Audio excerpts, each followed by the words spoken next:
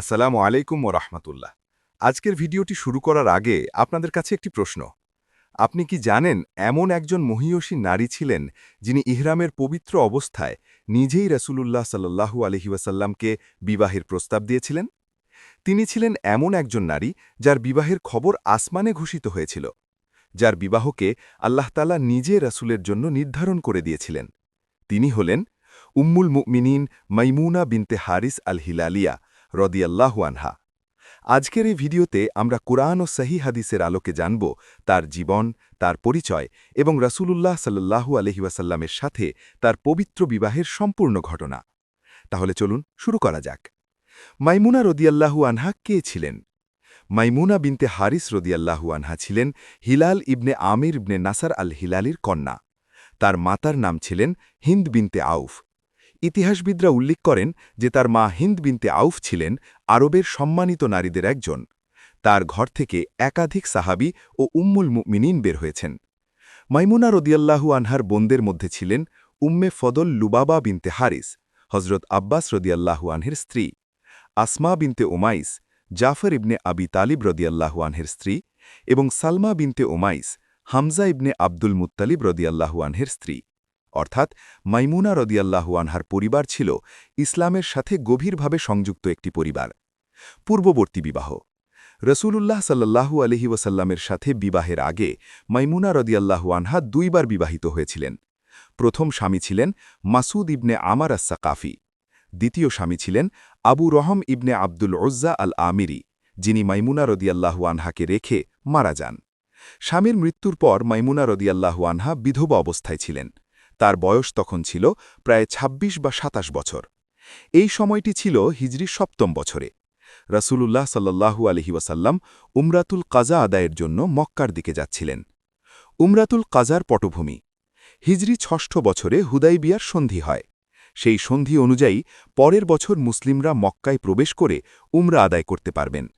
হিজরি ৭ম বছরের জিলকদ মাসে রাসূলুল্লাহ সাল্লাল্লাহু আলাইহি ওয়াসাল্লাম প্রায় ২,০০০ সাহাবীকে নিয়ে মক্কার উদ্দেশ্যে রওনা হন। এই ঐতিহাসিক উমরাকে বলা হয় উমরাতুল কাজা বা উমরাতুল কিসাস। মাইমুনা রদিয়াল্লাহু আনহার অসাধারণ প্রস্তাব। রাসূলুল্লাহ সাল্লাল্লাহু আলাইহি ওয়াসাল্লাম উমরাতুল কাজার জন্য মক্কা যাচ্ছিলেন। পথে তার চাচা আব্বাস রদিয়াল্লাহু আনহু তার সাথে ছিলেন। আব্বাস রদিয়াল্লাহু আনহের স্ত্রী উম্মে ফদল, যিনি মাইমুনা রদিয়াল্লাহু আনহার সহোদরা বোন, তিনি তার বোন মাইমুনা রদিয়াল্লাহু আনহার পক্ষ থেকে রসূলুল্লাহ সাল্লাল্লাহু আলাইহি ওয়াসাল্লামের কাছে বিবাহের প্রস্তাব পাঠান। ইমাম ইবনে সাদ রাহিমাহুল্লাহ আত-তাবাকাতিল কুবরা গ্রন্থে উল্লেখ করেন, মাইমুনা রদিয়াল্লাহু আনহা নিজেই বলেছেন, আমি আমার বিষয়টি রসূলুল্লাহ সাল্লাল্লাহু আলাইহি ওয়াসাল্লামের হাতে সমর্পণ করলাম। তখন আল্লাহ আমাদের বিবাহ নির্ধারণ করলেন। রসূলুল্লাহ সাল্লাল্লাহু আলাইহি ওয়াসাল্লাম এই প্রস্তাব গ্রহণ করলেন। আব্বাস রদিয়াল্লাহু আনহু ওলি হিসাবে বিবাহ পড়িয়ে দিলেন। ইহরাম অবস্থায় বিবাহ একটি গুরুত্বপূর্ণ ফিকহি বিতর্ক। এই বিবাহ নিয়ে আলেমদের মধ্যে একটি বিখ্যাত মতভেদ রয়েছে। ইমাম মুসলিম রাহিমাহুল্লাহ সহি মুসলিমে ইবনে আব্বাস রদিয়াল্লাহু আনহু থেকে বর্ণনা করেন, আন্নান নাবিয়্যা সাল্লাল্লাহু আলাইহি ওয়াসাল্লাম তাজাওয়াজা মাইমুনাতা ওয়াহুয়া মুহরিমুন। সহি মুসলিম ১৪১০। রসূলুল্লাহ সাল্লাল্লাহু আলাইহি ওয়াসাল্লাম মাইমুনা রদিয়াল্লাহু আনহাকে বিবাহ করেছিলেন যখন তিনি মুহরিম বা ইহরামধারী ছিলেন। কিন্তু ইমাম বুখারী ও অন্যান্য মুহাদ্দিসগণ আবু রাফে রদিয়াল্লাহু আনহের হাদিস উদ্ধৃত করেন, তাজাওয়াজা রাসূলুল্লাহি সাল্লাল্লাহু আলাইহি ওয়াসাল্লাম মাইমুনাতা ওয়াহুয়া হালালুন। সহি বুখারী ৪২১১। রাসূলুল্লাহ সাল্লাল্লাহু আলাইহি ওয়াসাল্লাম মাইমুনা রদিয়াল্লাহু আনহাকে বিবাহ করেছিলেন যখন তিনি হালাল বা ইহরাম মুক্ত ছিলেন। অধিকাংশ মুহাদ্দিস ও ফকি দ্বিতীয় মতকে প্রাধান্য দিয়েছেন।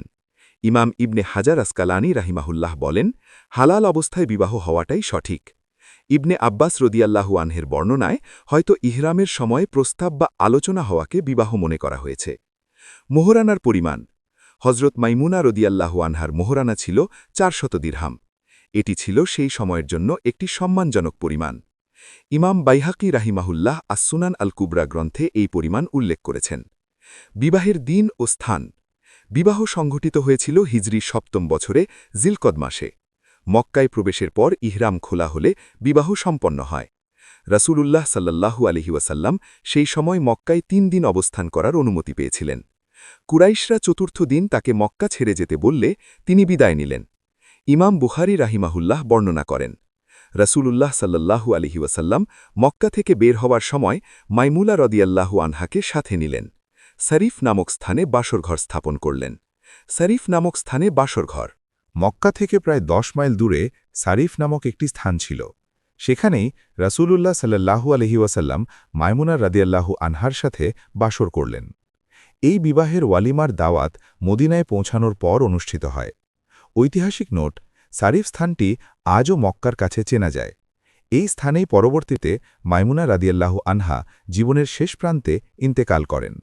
মৃত্যুর আগে তিনি বলেছিলেন, আমাকে সেই জায়গায় দাফন করো যেখানে রাসূলুল্লাহ সাল্লাল্লাহু আলাইহি ওয়াসাল্লাম আমার সাথে বাসর করেছিলেন।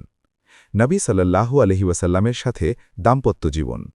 মাইমুনা রাদিয়াল্লাহু আনহা ছিলেন রাসূলুল্লাহ সাল্লাল্লাহু আলাইহি ওয়াসাল্লামের শেষ বিবাহিত স্ত্রী, অর্থাৎ তার পর আর কেউ উম্মুল মোমিনিন হননি।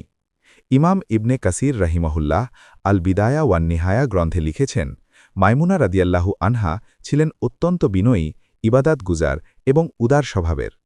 আয়েশা রাদিয়াল্লাহু আনহা বলেছেন, সহি মুসলিম থেকে, মাইমুনা রাদিয়াল্লাহু আনহা আমাদের মধ্যে সবচেয়ে বেশি আল্লাহকে ভয় করতেন এবং সবচেয়ে বেশি আত্মীয়তার সম্পর্ক রক্ষা করতেন। কুরআনের আলোকে এই বিবাহের বৈধতা। আল্লাহ তাআলা সূরা আহজাব ৩৩ নম্বর আয়াতে এই বিবাহের বৈধতা ঘোষণা করেছেন। হে নবী, আমি তোমার জন্য হালাল করেছি তোমার স্ত্রীগণকে এবং সেই মুমিনা নারীকেও যে নিজেকে নবীর কাছে উপহার দেয়। সূরা আহজাব ৫০ নম্বর। অধিকাংশ মুফাসসির বলেন, এই আয়াতের শেষাংশে মাইমুনা রাদিয়াল্লাহু আনহার ইশারা রয়েছে, কারণ তিনি নিজেই তার বিষয়টি রাসূলুল্লাহ সাল্লাল্লাহু আলাইহি ওয়াসাল্লামের উপর সমর্পণ করেছিলেন।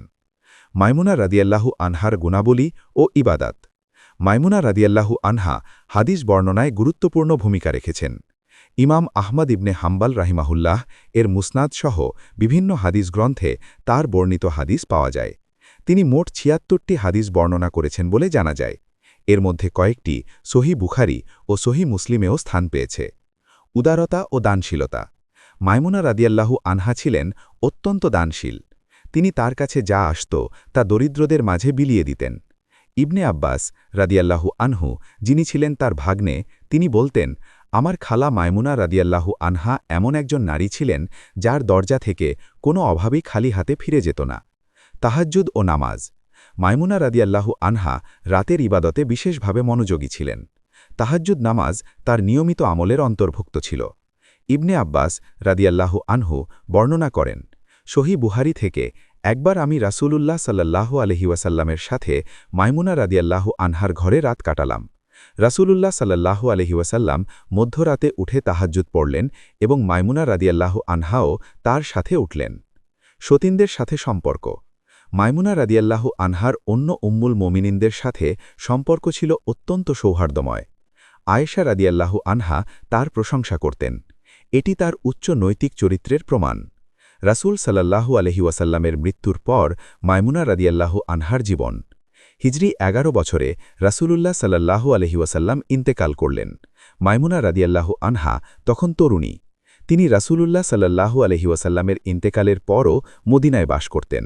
তিনি ইলম চর্চা ও ইবাদাতে নিজেকে নিবেদিত করলেন। বিভিন্ন সাহাবী ও তাবেঈরা তার কাছ থেকে রাসূলুল্লাহ সাল্লাল্লাহু আলাইহি ওয়াসাল্লামের জীবনের বিভিন্ন বিষয়ে জানতে আসতেন। ইবনে আব্বাস রাদিয়াল্লাহু আনহুর সাথে সম্পর্ক। ইবনে আব্বাস রাদিয়াল্লাহু আনহু তার খালার ঘরে থেকে রাসূলুল্লাহ সাল্লাল্লাহু আলাইহি ওয়াসাল্লামের ইবাদত দেখেছিলেন। ইবনে আব্বাস রাদিয়াল্লাহু আনহু বলতেন, আমার খালা মাইমুনা রাদিয়াল্লাহু আনহা আমাকে ইলমের প্রতি অনুপ্রাণিত করেছেন। ইন্তেকাল। মাইমুনা রাদিয়াল্লাহু আনহা হিজরি ৬১ বা ৬৩ সালে ইন্তেকাল করেন। ইন্তেকালের সময় তার বয়স ছিল প্রায় ৮০ বা ৮৫ বছর। তিনি তার শেষ ইচ্ছা হিসাবে বলেছিলেন, আমাকে সারিফে দাফন করো, যেখানে রাসূলুল্লাহ সাল্লাল্লাহু আলাইহি ওয়াসাল্লাম আমার সাথে বাসর করেছিলেন। তার এই ইচ্ছা পূর্ণ করা হয়েছিল। তাকে সারিফ নামক সেই পবিত্র স্থানেই দাফন করা হয়। ইবনে আব্বাস রাদিয়াল্লাহু আনহু তার জানাজার নামাজ পড়িয়েছিলেন।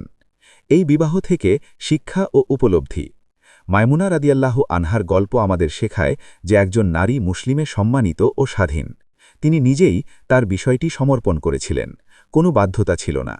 আল্লাহ তাআলা এই বিবাহকে কুরআনে উল্লেখ করেছেন। এটি ইসলামে নারীর সম্মান ও মর্যাদার প্রমাণ। ইহরাম ও বিবাহ সংক্রান্ত ফিকহ। এই ঘটনা থেকে আলেমরা ইহরাম অবস্থায় বিবাহ সংক্রান্ত মাসালা নিয়ে বিস্তারিত আলোচনা করেছেন। জমহুর অর্থাৎ অধিকাংশ আলেমের মত ইহরাম অবস্থায় বিবাহ বৈধ নয়। তারা আবু রাফে রাদিয়াল্লাহু আনহুর হাদিসকে প্রাধান্য দেন।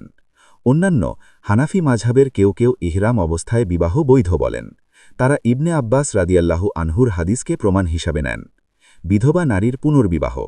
মাইমুনা রাদিয়াল্লাহু আনহার জীবন আমাদের শেখায় যে একজন বিধবা নারীর পুনর্বিবাহ ইসলামের সম্পূর্ণ হালাল ও সম্মানজনক।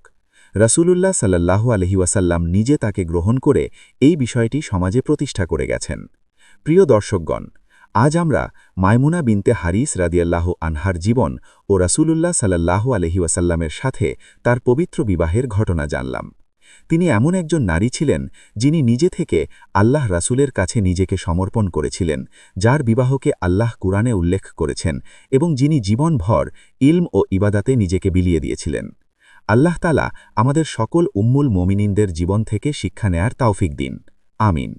যদি ভিডিওটি উপকারী মনে হয় তাহলে লাইক করুন, শেয়ার করুন, সাবস্ক্রাইব করুন এবং কমেন্টে জানান কোন উম্মুল মুমিনীর ঘটনা আপনি পরবর্তীতে শুনতে চান। আসসালামু আলাইকুম ওয়া রাহমাতুল্লাহ।